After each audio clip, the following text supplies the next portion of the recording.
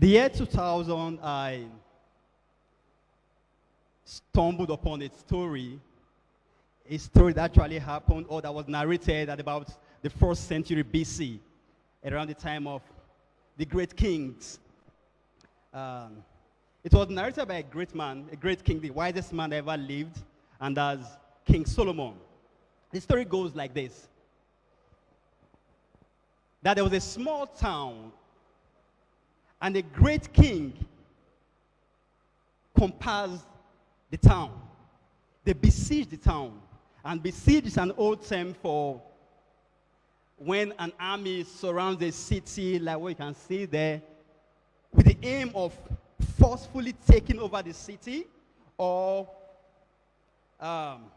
destroying the city. So this great king came, besieged this small town, but in that town, there was a poor, wise man. A poor but wise man who, according to the story, through his wisdom, don't forget who is narrating the story, King Solomon, the wisest king ever. He said the wise man, through his wisdom, saved the city. But, this is the sad thing. This is what got me depressed from the story. The man was not remembered. How can you be that wise and yet not be remembered? Let me break it down. The great king represents today, in today's business world, the great king represents the multinationals that come in with a lot of money, a lot of funds. And like you know, every great king, they come with a lot of money and funds to swallow up the small businesses or to take up industries. We know a lot that is happening right now in our country. And great kings have these things. They have soldiers. And the soldiers represent skilled labor. They can employ anybody from anywhere.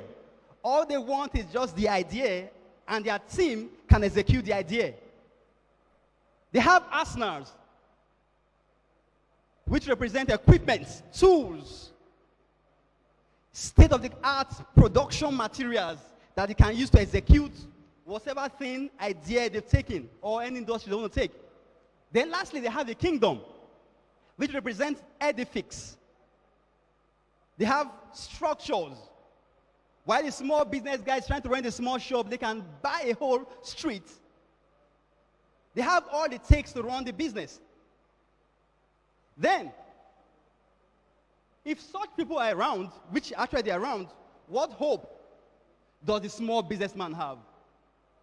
What hope does that fresh graduate that just left university is trying to start up in the same industry that these great kings are? Is there any hope? Would there be a hope? How can you survive when you have people like Dangote competing with you? When you have people like Google competing with you? And the big names you have around. Anyway, the small town. The small town represents industries that are not yet fully tapped. And there are still very many industries here right now that are not fully tapped. And in the industry, there are players already who are already in there. But they are just scratching the surface of this industry. They are there. They are doing the business either as survivalist entrepreneurs. That's the entrepreneurs that do business just to survive.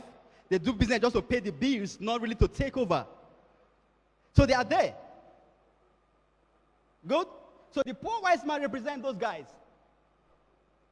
They have what it takes to do the business. Even if the multinationals that they come in, they still need the expertise of these guys to get the job done. And of course, somebody takes the credit. They will take the credit. However, these small guys, this small business have only one challenge. And that challenge has been my burden. That challenge is the reason why I'm in business. They have no name. They could get the job done. Just like most young entrepreneurs today. They go about doing their businesses. But do they take the credit for the execution? They don't. They have no name. Look at those two products.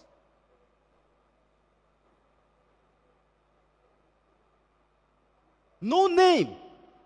And if you don't have a name, you cannot be remembered. And if you are not remembered, you can't have repeat customers.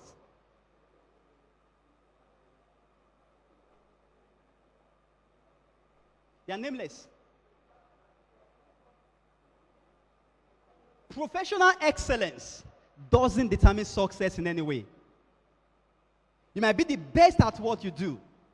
You might be a first-class student. It does not guarantee success in the business world. You might have the best ideas, but the guy that is branded takes credit for it. And that is my next point. Brands don't rule the ideas, don't rule the world anymore. Brands do. An idea that's not branded can be bought over.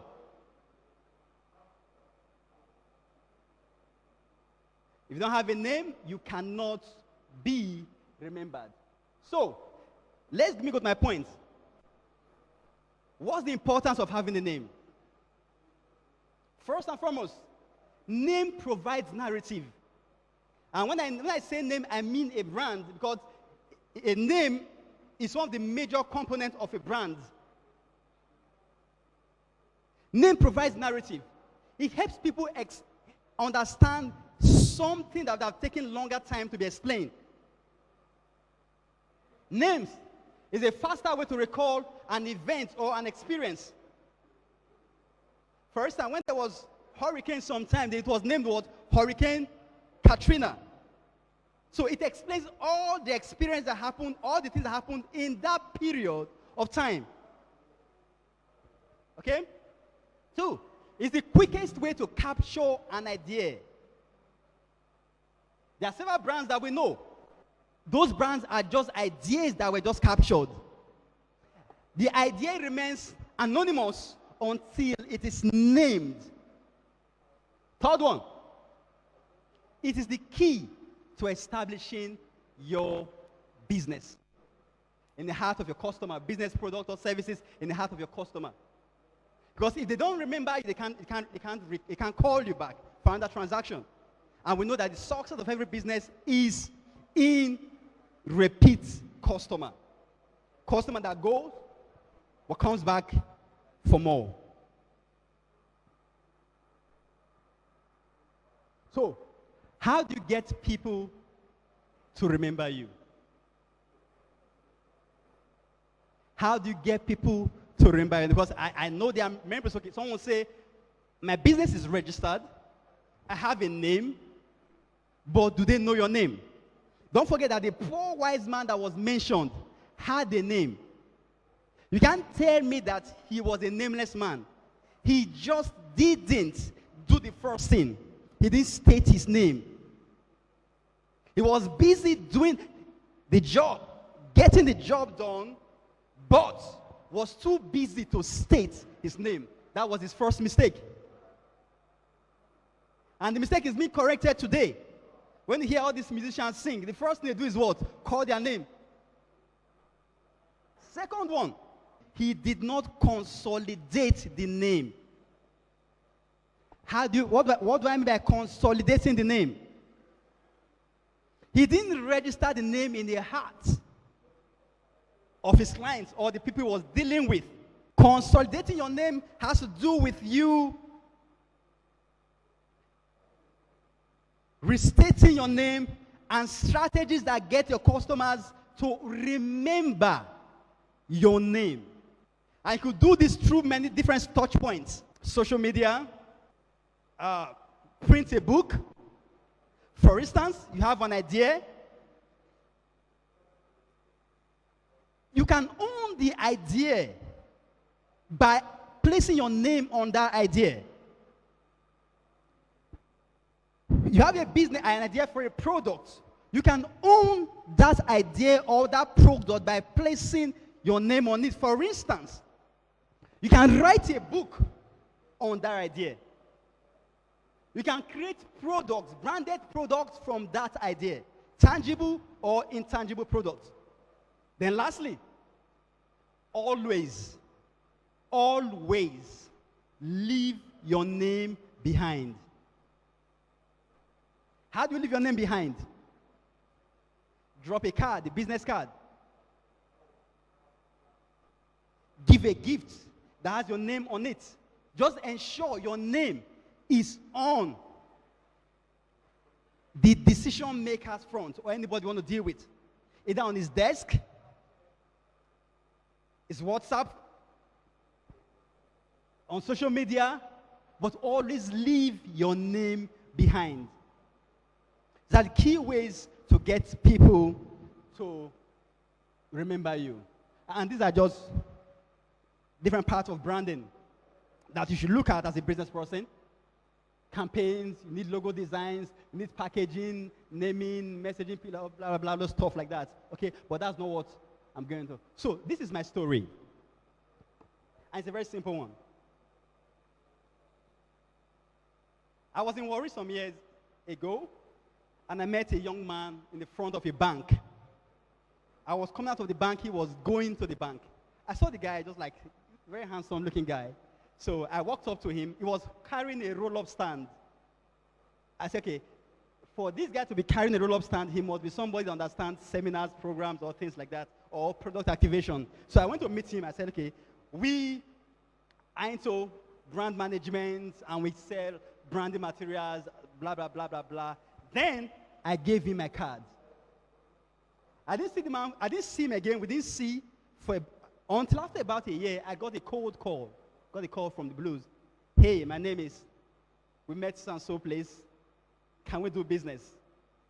And I heard we did the first business. It didn't end like that. He called me again after 2 months. That would you love to share your ideas on TEDx? I said yes, of course. And that singular business card that is not up to 15 naira is making me stand on this platform today. The young man I met is Mr. Godwin, the organizer of this TEDx. So that is the importance of you leaving your name behind. You may never know when the call will come and how big that thing can lead you. Now, this is your assignment. Right now, in the world, a lot of problems are rising every day. There are many global challenges that are beckoning for solutions, and aliens won't provide these solutions. All of us have these different solutions embedded on the inside of us. And this is why whatever you do, whatever solution you decide to offer, whatever thing you choose to do, please brand it, own it, package it, and that is the only, and ensure you do it in a way that you will stand out, and assure you that definitely you will be rewarded and remembered. Thank you very much.